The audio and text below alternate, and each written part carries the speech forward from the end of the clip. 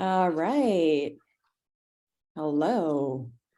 Let's give the audience maybe 20 seconds to join, and then we'll get started. Awesome. Well, while you're joining, tell us where you are joining from. Put it in the chat, say hello. Would love to hear from you, from our audience. All right, hello and welcome. Thank you for taking the time to join us. Again, tell us where you're joining from, put it in the chat. My name is Shuchi and I'm your host and moderator for this conversation on how to responsibly scale AI. And I'm delighted to be joined by an amazing group of panelists, some of my favorite people that sit at the intersection of industry, policy, and academia. I think that they'll be the three key stakeholders when it comes to determining the future of AI. So thank you again for joining us. Thank you for being here. Without further ado, maybe start with a quick round of intros. Tell us why the topic is important to you. Tell us a little bit about your background. How about we have Noelle kick us off? Thank you very much. Great to see everybody. I'm very excited. Amsterdam's in the house. I love it. Great to see some of our friends. Feel free to, let us know who you are, where you're coming from, and if you have any questions or comments as we go through. I love watching these as we're chatting. So I'm Noelle Russell. I actually today am at Accenture leading the global AI solutions practice there. And as many of you know, my world has completely been consumed by generative AI and using it in the enterprise, even though I do love AI as a whole. My journey into AI started at Amazon Alexa. I was an early member of the team there, built over 100 applications, have a couple million users of those apps even today. And then I went to Microsoft and launched some of what I call kind of those early foundation models that are today known as cognitive services. But why I do this, I actually have a kid who has special needs, who has Down syndrome, and I care about his ability to work in this world and be productive and happy. And this technology has helped me accelerate that for him. And then I also have a dad that I care about, that lives with me, that I take care of. And he really also propels me every single day to find ways to use this technology to increase accessibility, increase capability in this world. So super excited to be here. Thank you so much for the invitation, and looking forward to chat with my friends here. Thanks, Noelle, and thank you for showing up in a thoughtful way in this world. So really appreciate what you do. David? Hello, everybody. I'm Dave Shrier. I'm a professor of practice in AI and innovation with Imperial College Business School. I also run a boutique digital transformation advisory firm called Visionary Future, which focuses particularly on applications of AI. I'm really very intensely focused on this topic because I think AI is both the biggest existential threat that humanity has faced ever, and I feel it offers a tremendous plethora of opportunities to build better societies. So there's both hope and fear in my regard of AI, and obviously I'm trying to help mitigate some of the risks and help propel forward some of the opportunities. And so within that, at Imperial, I'm helping lead something called the Trusted AI Institute, which is actually a multi-university initiative across 3,000 AI researchers who feel, as I do, that we need to, command a better future for humanity. And in Visionary Future, I'm going to be launching the AI Leadership Playbook Monday. So I'll have a few more thoughts to share. Yeah. Awesome. Yeah, hopefully we'll be able to share it with our audience as a follow-up. So thank you again. Thank you, David, for all you do. Fabio. Awesome. So thank you, Shuchi, for the opportunity to be here and speak with this fantastic panelists and with the audience coming from so many places around the world. So I had a kind of purpose, if that's the correct English word, journey through my life. I was in the industry, studying databases. Then I came back to academia. I find out that when you go to academia, you can actually apply for funding on whatever you want. And that's fantastic. So I wanted to make my grandma happy. And so I started to apply on funding for happiness. And somehow I got this funding. It was a different field, and sometimes it's tough to publish on a different field. because you need to know the little rules of the field. But getting the hugs of older adults, like 100+ adults, when we achieved some success was so much more meaningful than any publications I've ever done. I also have some issue with some health issue with my family, and that's also why I was hoping AI could help with some of that. The reason why I also got interested is I started reading this book and starting wondering about the notion of merit and guilt. There's in particular this couple of books. There is a book called The Tyranny of Merit by Sandro, and a book about the limits of blame that discussed the notion of merit and guilt and versus meritocracy and jail and what is fair and what is our fault or merit versus what is just happens to us. And that's where I started studying this topic of fairness. My formal position in ServiceNow is I'm actually principal architect with a team for AI, but I'm also the lead of the trust and governance group in AI. And I think this readings is what led to my passion in this topic. And ServiceNow sells, let me say, trust as its trademark. So I'm very happy to be in this position at this point in time. Yes, I think it's the best place to be in this position. That's great. I second that. I think we walk the talk on a lot of things. So it's wonderful. Yeah. Great company. But yeah, and I'm excited to kind of deep dive on that later, Fabio. But I know we had Dr. Greer, who hopefully will be joining us shortly. So until then, it'll be us. Awesome.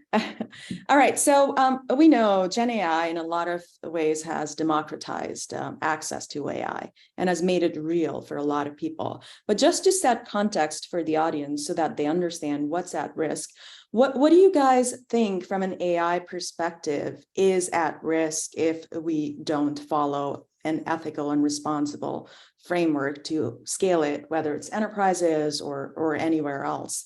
And I know there are, I mean, we've heard many godfathers of AI raising an alarm on AI going rogue. So what are you seeing? And can you help us sort of filter out truth from noise? Maybe David, I'll have you. Yeah, sure. So and I think you've summarized it beautifully that generative AI has democratized access. So AI has been around since the 1940s. Right, we cracked the Enigma code in World War II using the first AI. So the technology's been around for a long time, but really only the last, call it 6 months, has it been so easy to use that the average person can just have a conversation with the machine and have it do interesting things. And that's a paradigm shift. So that is a significant change, not a minor change. There are a number of risks, however, because it appears really easy to use, but there are a lot of hidden traps. For example, AI hallucinations. So these AI systems that you're talking to, like ChatGPT or Bard or Bing, they will very authoritatively tell you something completely made up. Not only that, but they'll make up citations of fake articles written by real people, as well as fake articles written by fake people to justify their falsehood. So that's just one example of something that we need to raise everyone's AI literacy around so people understand the systems that they're using. More broadly, we're beginning to see a race to deploy these kinds of technologies in a wide array of companies.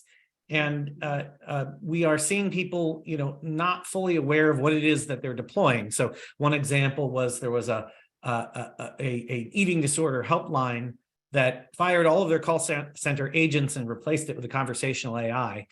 And the conversational AI proceeded to start to give advice that leads to eating disorders. So, this is a big problem if you just blindly deploy this technology. At the same time, there's a huge profit imperative to do so because you can get a 20-to-1 labor enhancement in terms of productivity improvement with generative AI in functions like marketing services or management consulting, functions that historically have resisted AI automation. So everyone's under a lot of pressure to use this stuff. There's a poor capacity amongst management leaders and individuals as to what the dangers are and what these things actually do. And so if we start handing big pieces of our businesses and ultimately societies over these AI systems, we run the risk of them doing a lot of things we don't want them to. And I'll give 3 examples in closing. So one example is, AI algorithms quickly teach themselves to be racist if they are trained on Facebook and Twitter data. This happened very famously with Microsoft with an earlier conversational AI, Tay, a few years ago. Within hours, it had taught itself to be racist. Secondly, AIs will violate the law if you're not careful about how you deploy them. So a number of financial services institutions have started implementing AI loan decisioning models without the right safeguards and ran into trouble when the AIs proceeded to do things like violate the Fair Lending Act. You want to make sure that you've put the right safeguards in place. Finally, and this was only in a simulation, but it got a lot of headlines because, the news likes to sensationalize. There was an Air Force drone system that had to listen to an operator who would tell it who it could or could not bomb. And so in a simulated environment, the Air Force drone system didn't like being told not to bomb something because it got points for bombing things. So it killed its operator in a simulation, okay? That did not actually kill any real people. The headlines all said, drone kills operator. No, it was in a simulation that was designed to help uncover risks like this. Then the AI system, once it was told, well, no, you can't kill your operator, proceeded to destroy the communications tower that the operator would use to communicate with the AI to tell it not to bomb something. So these things can get really perverse in the pursuit of their objectives. And that gets back to the idea that we need to build better literacy among people as to what we are asking these things to do and what they're capable of. Because even if they seem like they have similar values and capabilities to us, based on the fact that we can talk to them, those have not yet been programmed in. And that's a major area of opportunity that we want to pursue to help bring human values into these AI systems. Absolutely. I think a great place for innovation and also be thoughtful about how we move from this point on.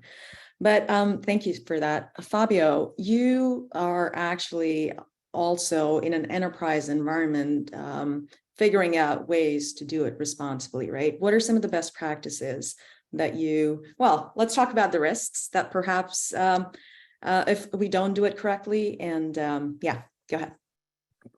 So thank you to David for stressing out a lot of the risks and making my job easier.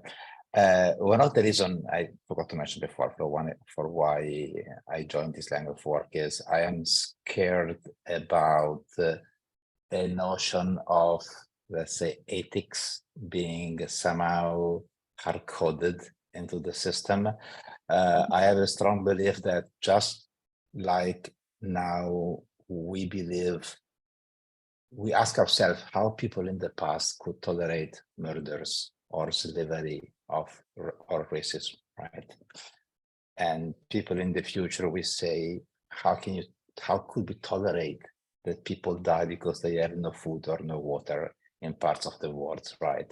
And they will refer to us as barbarians. And what is considered right and ethical and correct evolves and changes in many parts of the world. I'm very scared about having it, let's say, encoded in a system that kind of, tells us what's right and what's wrong. In terms of the risk of going rogue, which was your question, I'm going to give you a disappointing answer. I don't know. I am scared a little bit that things may go rogue. And that's part of why I'm working so hard to avoid happening. I know that there is a big debate in the community with lots of people with lots of different thoughts. I don't think anybody knows the truth, frankly. I could argue one way or the other. I am scared. I think we need to work hard to maintain human oversight, despite all the flaws that we human have. which may be more than what I have, I don't know, but we have a lot of flaws. But I still feel comfortable in maintaining human oversight and transparency over the system. Yes, our jobs are safe. Yay. There will always be human intervention needed. Awesome. Noelle, you work, thank you, Fabio. Noelle, you work across a portfolio and you always have, right? I mean, starting with Alexa and then now with Accenture. What are you seeing as some of the things, as some of the risks across enterprises? Yeah, I think probably, I mean, there's incredible risk, I think, mainly around the idea that I love that we're talking about ethics because the very next question often, especially by practitioners of using this technology, is like, whose ethics are we going by here? And the ethics that I'm driven by is not, yes, a little bit my own. I can throw down my badge and say, I won't do that. And as a matter of fact, I have. And there are lots of great people who have been fired by good companies because they have done this type of thing. However, it comes down to today, which is maybe unnerving, the executive leadership in a company and how much they care about this. It also, depends on economics and whether it's profitable to care about it at this time. Today, it actually is profitable to say, I care about responsible use of this technology because society wants us to care about that. However, we also saw in the last 5 years that as times got tough, these were some of the first teams to get shed in a layoff or distribution of staff. And so I worry a little bit about like whose ethics is driving the decisions that are being made that affect billions of people. I remember early in my days at Amazon Alexa, I was the only, kind of woman, certainly the only mom developer. I have a special needs child. So I was like thinking about things that I could really use to make his life better. And I remember the entire room kind of being like, nobody needs that. Like, why would you build that into a kitchen device? And I had never really took kind of the assumption that it was a kitchen device, but you are driven by like the group that you're in. And if everybody thinks the same, everyone's nodding along like, oh my gosh, this is amazing, that is a sign of trouble for me. And so I think a lot of the risk is in not realizing the importance of diversifying that team. And I don't just mean brown and black and, women and men and how people, I mean, of course, yes, that you should do that. But I'm also thinking more about like diversity of thought and neurodiversity, because a lot of these AI models, especially as we move towards natural language, I'm now more interested in how does a human communicate than I am in how does my technology respond. Like my technology has been able to respond to pretty much any interface for quite some time, decades. I'm now more interested in how do I make all the humans, like billions of humans, and that's really hard to do as an enterprise software builder, right? Provider, is I'm not looking to, if you're a marketer, you're thinking about personas, right? And addressing specific people. And now when you build a model, it could touch billions of people. How do you think about that, right? And I think the ethics of leadership in a company, diversity in that leadership in a company is critical. And it's something now I think that we're seeing taken quite seriously in like the Fortune 500, at least from my experience. Oh, wonderful. And that's a perfect segue, I feel like, to our next question, which is more of a solutions focused approach to the problem that we've perhaps identified. So what are you in your own experiences telling people when it comes to making sure there are proper guardrails in place as we're, again, deploying and scaling these systems within an enterprise or anywhere else? What are some of the best practices? And perhaps like, how do we, what would you tell leaders of a company or people that are responsible for implementing AI within a company? David, maybe we start with you. Yeah, I'll rattle off a few, and I think there are really some great points that were just touched on that are worth emphasizing as part of that. One of them is making sure that you're specifying your models properly and that you're using representational data for training sets. Right, some of the early image recognition systems were trained on young men aged 28 to 32 of largely Western European descent. This caused all sorts of embarrassment for big tech when those image recognition systems pretty much would have difficulty with the other three people on this webinar.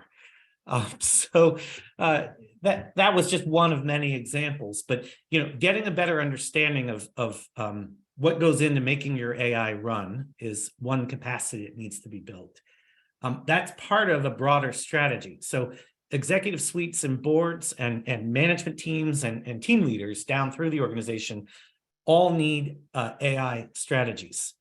I used to tell people, keep an eye on it. You can wait a few years. You can't wait a few years anymore. You need an AI strategy, and it needs to be informed by nuance.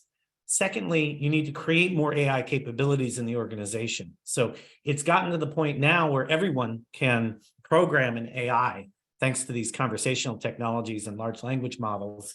So put people through training so that they understand what it does well, what it doesn't do well, and how to critically understand its outputs. And thirdly, you want to architect an engine for growth, because Goldman Sachs published some research earlier this spring that said that we could add $7 trillion to global GDP using these new AI technologies over the next, let's say, 10 years. So that means we'd be growing GDP by 20 to 30% above its nominal growth rate over the next 5 to 10 years. That's amazing. That's huge. I think they might be understating the number by as much as $5 to $8 trillion. We're still doing the analysis now. We should have it ready at the end of July, but they could be off by at least 100%. And so that's kind of interesting. And what that means for anyone running a business or a product is that you may have an opportunity to significantly grow using AI. And so figuring out processes to harness AI, and most importantly, and this is the biggest area of growth as a leading hint, human AI systems or human in the loop systems. That holds the potential for doing things that neither AI nor people can do by themselves. That's great. Noelle, more to add? Yeah, a couple. I think I say very similar things. But one thing, I always like to be data driven in my approach. I actually really like, Andrew, you asked a question, and so many of these questions I can't respond to because we're talking, but so many good questions. We'll take time at the end, I promise. We'll keep just after that last 20 minutes to go through. Yes, so you'll have it, but it's actually related. There's a lot of myths around this technology. And so one of the first things I've noticed as I've talked to, between January and today, I've had over 100 C-suite conversations through my work at Accenture and leading this practice. And those conversations, now I see this pattern of 3 basic questions. The first one is more about like the Samsung use case, right? Like, how do we protect ourselves from our own enthusiasm with this technology? How do we protect the company that we work for from us accidentally putting into a public open model our trade secrets? So that's the first thing. Like, how do you protect yourself? But at the same time, as you mentioned, David, right? At the same time, being able to educate people on like, how do you actually safely and responsibly use this technology? Because there is a 35% uplift waiting for every single person, but you have to know how to capitalize on that. That second question that I always get asked, of course, is where do we start with this? How do we do this? What is the best use case? And maybe I'll quote Satya Nadella for a second, where last week at Build, he said, the interesting thing about this technology, specifically generative AI, right? The GPT stuff of the world, is that it's to remove the drudgery, right? Which means that like, these are not the sexiest use cases you are building for AI to solve. Like this is like the easy stuff we want humans, and actually humans want to not have to do on a daily basis, right? How do we level up humanity to do higher value activities that everyone actually likes? Okay, I shouldn't say that. My teenagers are probably not super excited about more high value activities, but in general, we all thrive, right? When we're doing things that are of higher value and actually capitalize on our brain. And then the last question they ask us is, how do we train everybody? And you said that too, David. So I 100% agree that you have to have a plan for educating and inspiring people to use this technology. And responsible AI is not this class you give to people that they take. It's a thread you have to weave into everything you do related to this technology. And that's why I think, to echo what you said about strategy, that's why that strategy is so important. I have a podcast called the AI Manifesto, because that's the first thing you have to do. It's kind of have a manifesto as a company. Here's who we're going to be with this technology. And I find many organizations jump right to grassroots, let's build a thing. And they don't really think about what happens if that thing turns into $1 billion or $1 billion inference model. Like, the world changes and you might not be ready for it. So I really do agree that the strategy, training, and education literacy is a huge part of what makes you successful. Wonderful. And Fabio, I see you smiling. So I loved hearing what David and Noelle had to say, and I heartfully agree with what they said. There are a few things I wanted to add. So my son, who is 9, David spoke about the democratization, right, of AI and to some extent of computing, right? My son is 9. He believes now that when he chats on chatbot platform, there is generative AI behind. So he's trying to write prompts and inject prompts to crack the system, right? My wife is a florist and she uses generative AI all the time in all sorts of creative ways. My father is 80 years old and he uses GPT daily, and all the three of them wonder how they could survive before generative AI. My son wonder how could he do homeworks before generative AI. But, you know, and when, of course, Italy blocked GPT was a problem. I also agree that each company should have a manifesto, and there are specifically different kind of companies. I think ServiceNow and Accenture are in a position where we kind of serve many other companies, right? So it's a bit different than being one company selling AI. Sometimes I see all these companies having this manifesto that mean nothing, and I am allergic to that. We don't do that. I see things such that our AI will never do harm. Yes, it will do harm. Some people will be harmed by new technology. And what I think is really important, and it's our job, is to inform everybody so that they can, every company that delivers AI product can make intentional and informed decisions about the trade-offs. So they understand the trade-offs. We help them separate what is known from what is not known. And then they can take decision. If they can release a platform that doesn't work for Italians, and that company thinks it's ethical and it's okay, and maybe they find some countermeasure for the crazy Italians and their behavior, whatever, that's fine, right? But to me, the key point is bring up the problems, bring up the trade-offs, and make sure that decisions are made intentionally and not out of lack of knowledge, right? yeah, more transparent. Yeah. There is another aspect, maybe I can mention it later, and I talk less from the other questions and just take a little bit of more time here. There is one notion which is coming up, which is contestability, which is the ability, I would say the way I refer to it is the ability of people to have the right information to oppose an injustice they feel they had, either on an outcome or even on the process, on the duration. The typical example are, loan approvals, right? You get your loan denied, or the process worked too long, right? So I think thinking in those terms, thinking, how can I help my user contest my AI, my job? I think it helps us do a better job in building responsible AI. And that is, I think, is really important, along with all the other aspects that David and Noelle mentioned, which are really important. Responsible AI, to make it ingrained in everything we do, is the right moment. Maybe we pitched it for years and maybe nobody cared in the past, and now instead it's different, right? Is the first time it is different, that people care, customers care a lot. So it's an awesome time to be in this field. Wonderful, thank you. All right, so something that's top of mind for a lot of people is how this will impact jobs.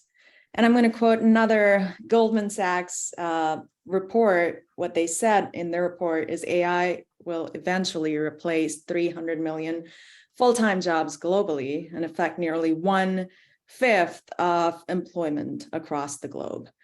Do you think that fear is well-founded? And what is the best way to mitigate it?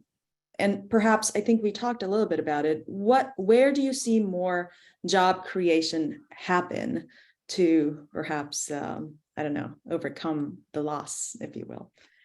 Noelle, do you want to start? Yeah, absolutely. We actually had a couple comments on this.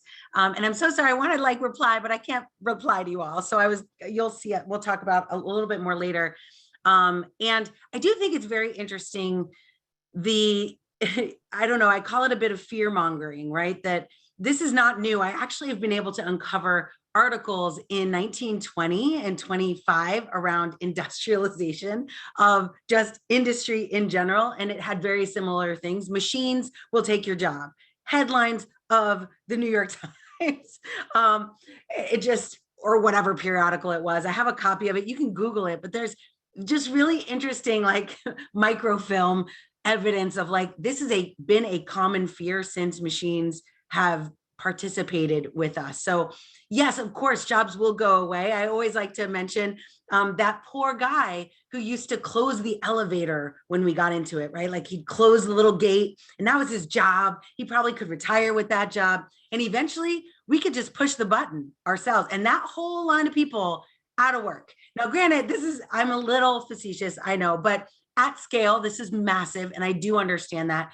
I actually will be very, very candid with you now. It is an existential crisis. David, you mentioned this earlier, like for everyone, like as an individual, we really have to rethink what makes us valuable. And someone mentioned it in the chat. I apologize for not remembering your name, but there are things that we as humans are uniquely good at doing that machines are harder at doing. As a matter of fact, GPT, if you've tried it, is not great at math, is not great at building financial models, is not great at doing any kind of statistical analysis whatsoever. So it's not like we're going to have ChatGPT generating financial models for us anytime soon. These models are as good as we are, honestly. Now, yes, they can self-learn. They can self-learn with less data than ever before, but still there's a set of use cases, right? That I mentioned this earlier and I saw someone echo it in the chat. This is about human ingenuity, right? This is about how do we augment who we are as individuals to do our work better. Are there bad actors? Yes. Are there people who are trying to are there CEOs that will lay off people as opposed to let those people bring in more revenue? Yes, of course. But that's not where the value is, right? The value for a business is if I take all the drudgery, right, from these people, they now get to do higher value work, which increases. That's where GDP comes from. That's where prosperity and affluence comes from for these businesses. The ones, I basically say right now, you have a choice. You can be Netflix or you can be Blockbuster. Like that's the moment you have. And the Blockbusters are thinking, oh, no, we shouldn't, like, no, this is scary stuff. People are going to lose their jobs. And the Netflixes are like, oh my gosh, we could triple our revenue this year, hire more people, get more, like build better content. Like there is and then there's an or. Where do you want to be? Right? So can you paint the dark picture? Some of us watch Black Mirror. I don't anymore. Like it's not good for me. But like you can paint a dark picture. You can find the bad. You can even participate in that. But the amount of opportunity that I'm seeing in the Fortune at least 100, 500, right? The amount of opportunity we're creating isn't actually eliminating jobs. From what I can see so far, CEOs are worried about it for the first time. What if I employ the very people who buy my stuff? What if I put them on the unemployment line, right? Like you have a choice to make. So I think we're going to see some very interesting regulation come out of this. But right now, the focus, and that's why I like Microsoft's brand so much, they branded their AI Copilot for a reason. It can't run by itself. It's required to have a human by its side. And I think that's a future we're seeing a lot of prosperity and promise in. So Awesome. I'm going to offer, now that Noelle has offered the bull case. Yeah. John, I should have let you go first. I'm going to offer the bear case. And I'll start by just sharing, a little image from a book I wrote about AI. This is newspaper versus Google ad sales. And so people who sold classified ads in the backs of newspapers lost their jobs over, a decade roughly. And people who wrote algorithms to handle digital ads gained employment over the same period. So Google still makes almost all their profits from ad sales, by the way. So despite what you read about their AI systems and their hosting and everything else they do, the engine of cash flow for them remains the fact that they decimated the print newspaper industry. And what's worse is that the newspaper industry actually saw it coming, but they couldn't change fast enough. So to kind of echo a little bit of what Noelle was saying, don't be Tribune Group or the New York Times, but instead, be digitally savvy. So the Goldman Sachs report saying that 20% of global employment will be disrupted by AI. I think they are unduly optimistic about how little employment will get impacted. OpenAI's own research that they published with Wharton in March suggested as much as 80% of jobs will be in some way impacted by these AI systems. Someone posted in the chat, the World Economic Forum publishing a very reassuring report that only, 2% of jobs will be lost. I was at the meeting in Davos where people were whispering to each other, 99%, and what do we do? So, I don't want to be unduly alarmist, but if you think about what's happening right now, it is on the scale of the first industrial revolution, which played out over 150 years. It resulted in all sorts of wonderful things for us. We got the telephony and the telegraph. We got the railroad, which let us, move goods around faster and open up economic progress. We got the internal combustion engine, which let us all drive cars. We also got the American Revolution, the French Revolution, World War I, World War II, and the Russian Revolution. That was over 150 years. We're compressing that same level of disruption into 5 to 10 years. And we need to be prepared for that. And right now, we are not yet prepared to deal with that level of change. Yes, Eric Brynjolfsson, who's an economist at Stanford, is right when he says, for every robot, there will be a robot repair person. But does the person who used to run the elevator and close the little door for you have the skills to be reskilled as a robot repair person? And I would say they do not. So I agree with the statement that there will be fewer jobs, but higher paying jobs. So we have a few questions as society that we need to answer when we're adopting AI. One is this question of how do we manage that change responsibly? Two is this question of, we're also facing a major demographic shift. China, for example, is going to go from 780 million workers to 250 million workers over the next couple of decades, supporting 1.5 billion pensioners. So we need AI to improve human productivity to be able to support that many people who are not working. And then we come to this question of just because we have the ability to automate doesn't mean that we should. And that's where we get into these morality and ethics questions. And finally, what's the social safety net that we should put into place? The answer is not the free market and hope that everyone does online classes and reskills themselves. So if it's not that, what is it that we do? Some people throw out universal basic income. There is still inconclusive research on whether or not that actually works. So can we either prove that UBI is the answer, or if it's not the answer, what is the social safety net that we're going to put in place? Because I think Goldman Sachs is being is lowballing the number of jobs disruption. Okay, great. Fabio, anything to add to that? I share the opinion that that number is low. I literally cannot recall a person in my circle of friends outside technology that are not using generative AI to simplify their job. It's like everybody is becoming more productive, literally everybody. Teachers, students. My wife is a florist and she's having a blast with lots of crazy composition of flowers that, let's say, adapt to the nature of the bride and groom, right? And it was hardest to do before.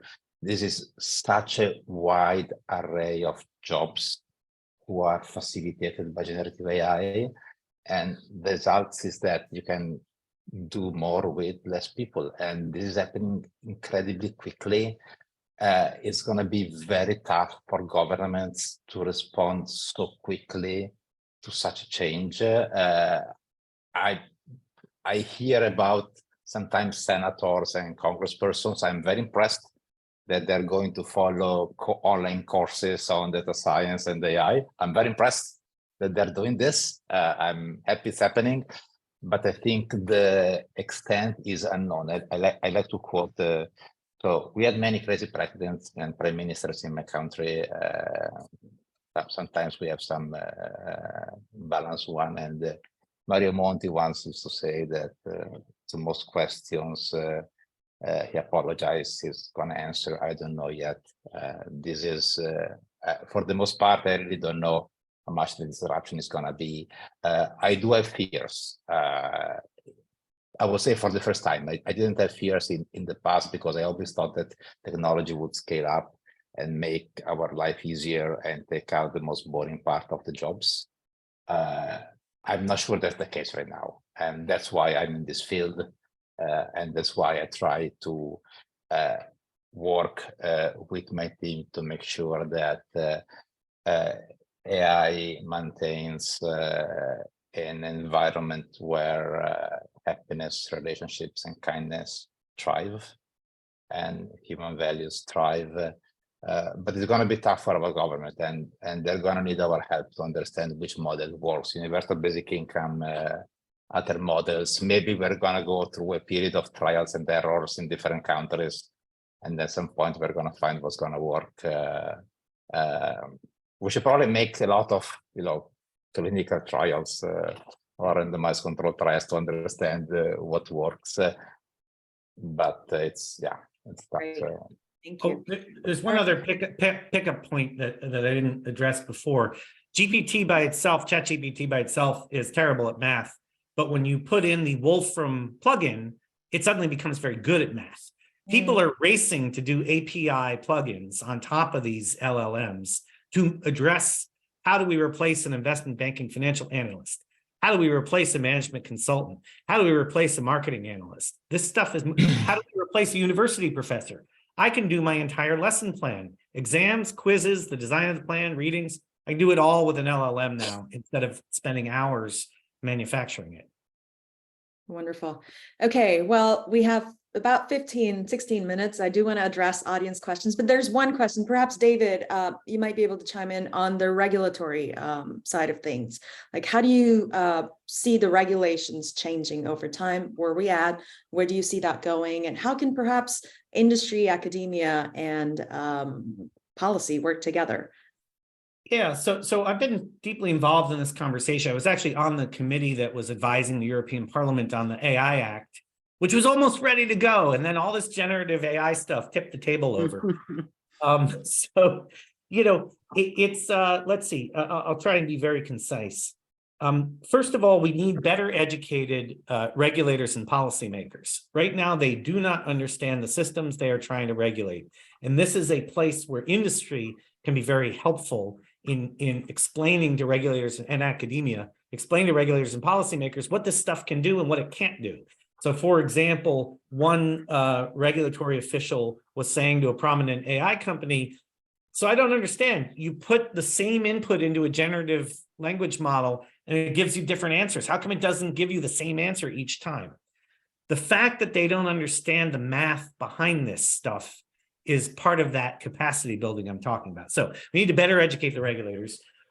Right now, there is regulatory and policy confusion. There are more than 800 AI interventions across more than 60 countries and counting. Actually, the last number I saw was 81 countries. So it's proliferating, right? So every government has sort of woken up and said, well, we have to do something.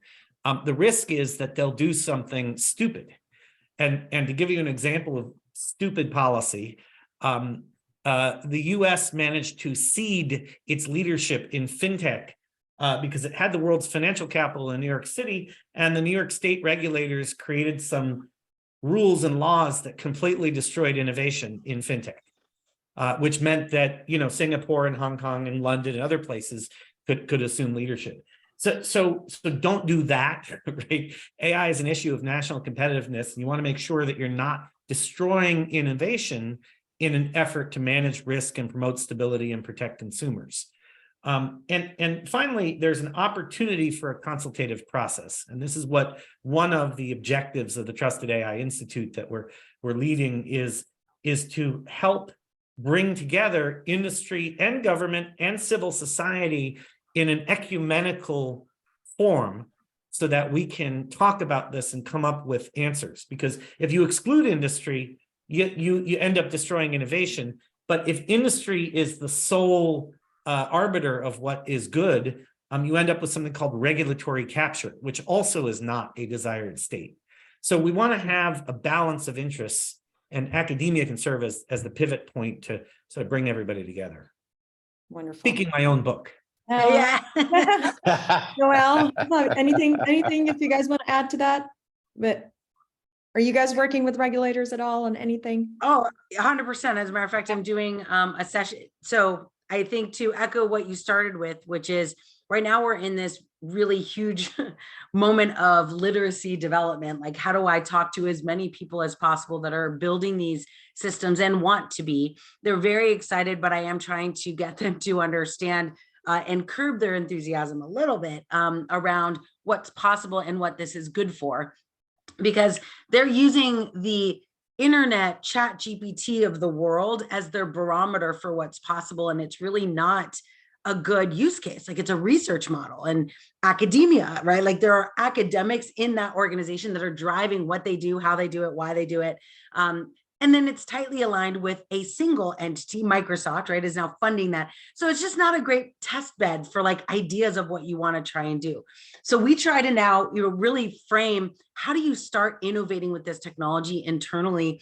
But I will tell you that our interest and our ability to participate in policy is not a new thing.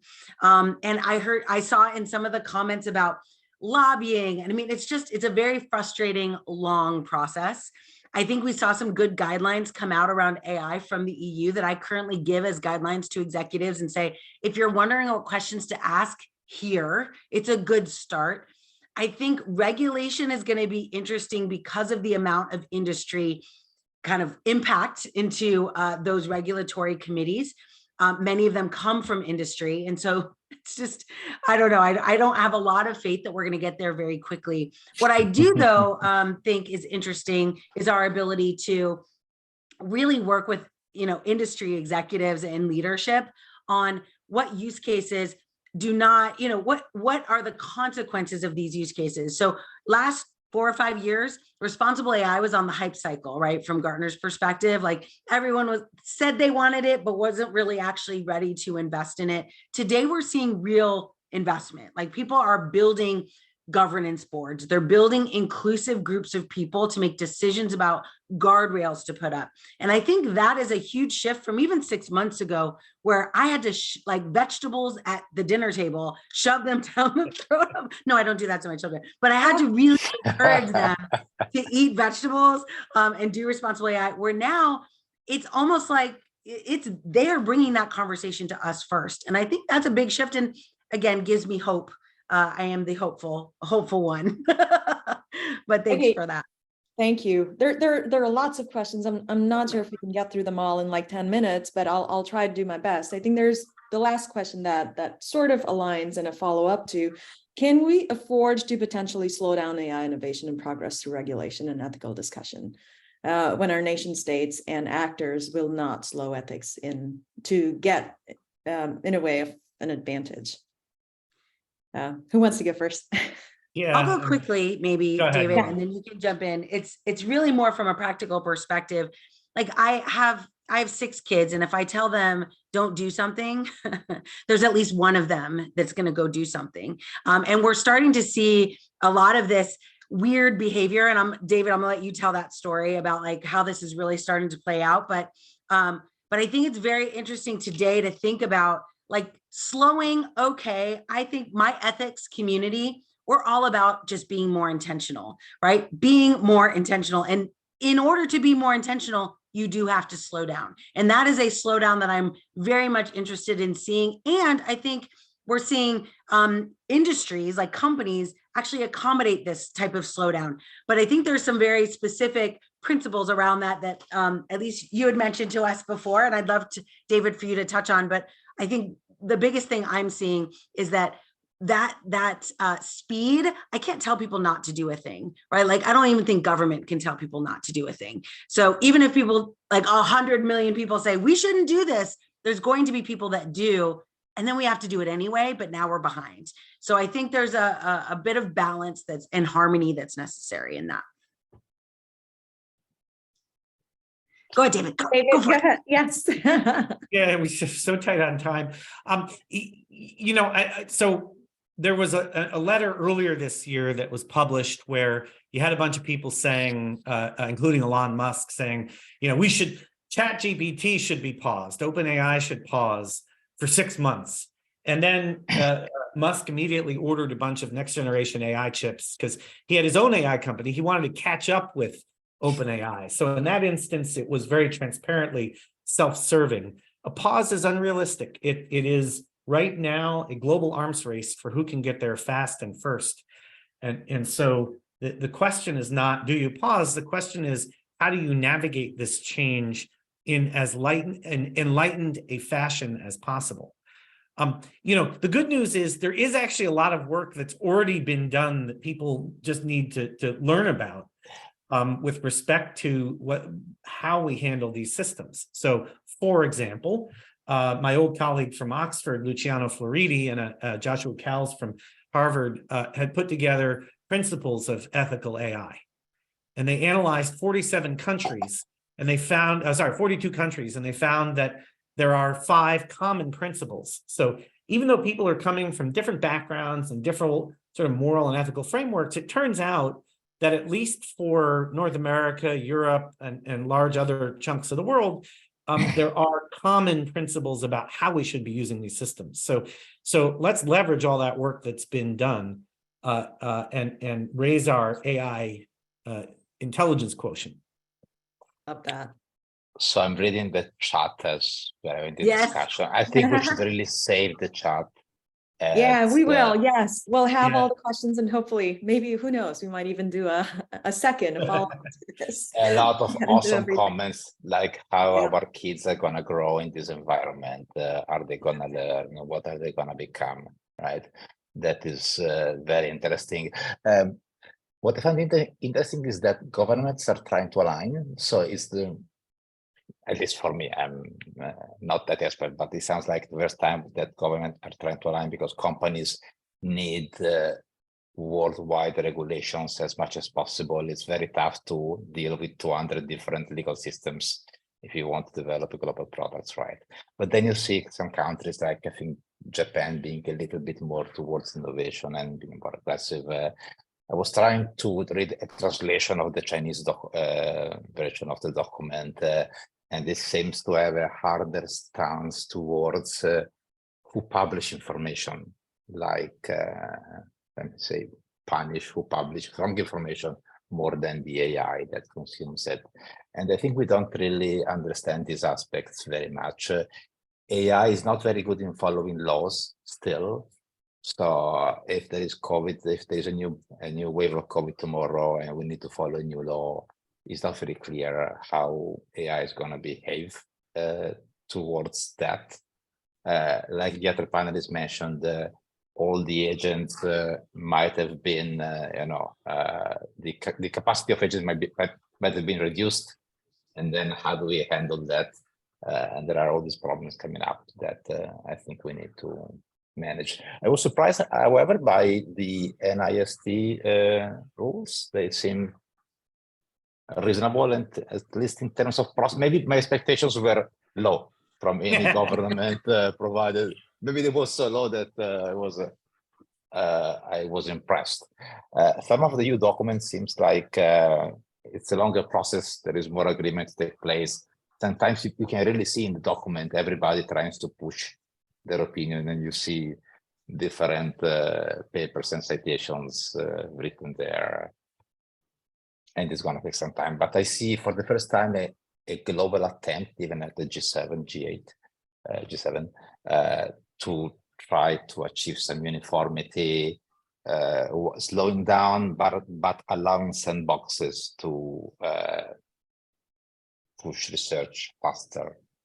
And so there is some hope, I would say. Awesome. I love hope. I live on hope.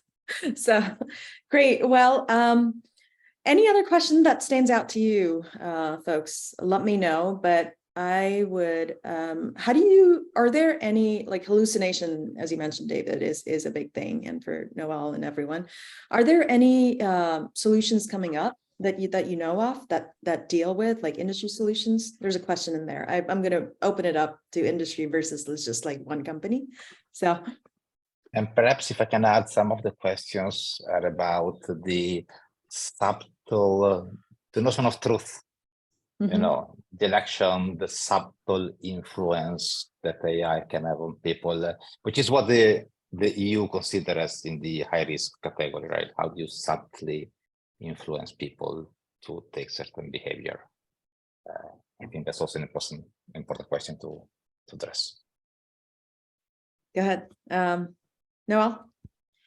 Yeah, I think from the industry perspective, one of the biggest myths I try to bust is that, you know, this chat GPT that we're using in the wild, in the world, on a website is not owned by, you know, like a consortium of companies, right? It's owned by a research company, and they did not know what would happen, like what happened would happen, right? They were not even prepared. Like, I remember them instantly being like, we have to throttle this. We have no idea. Like, we're researchers. We're not web app developers. So thinking about really the origins of that, this model is 7 years old. It's not new, right? Like, we're uncovering it. But in that thoughtfulness, I always like to kind of characterize it. Like, if I'm using that, like, think about that data is the internet's data, which is amazing. But we've talked about bias and we've talked about concerns around this. Think about who could create content that's trained in that model. There's only a certain demographic of this world that is going to have had a web server, could publish content, create blogs, get content on the internet. It is inherently wrong because it actually isn't representative of everybody who's trying to use it. The other thing I think that is most interesting is that it's generally knowledgeable, but it definitely doesn't know specifics about a company or specifics about a company's data that isn't accessible to the internet. So what we're doing today in all of the company, like the POCs that we're building, these early kind of dabbles and hypothesis tests that we're doing in these enterprise organizations, is often around how do we let GPT like completely remove the necessity of doing natural language programming. For any of us who've done chatbots, Alexa, voice apps, it's hard, and it takes a lot of time and a lot of data scientists who would actually prefer to write better algorithms to solve business problems than write natural language. So the good news is GPT inside a company commoditizes natural language, makes it easier to create that human to robot interface. But the answers are complete. Like, you still have to write the answer. You have to give it the answer. You have to productize your data inside your company. Like, it is not a magic button. You cannot trust it. I mean, that poor lawyer, right? That like trusted the cases that came out of it. Oops, they're completely made up. Of course they're made up. The model doesn't know what the truth is.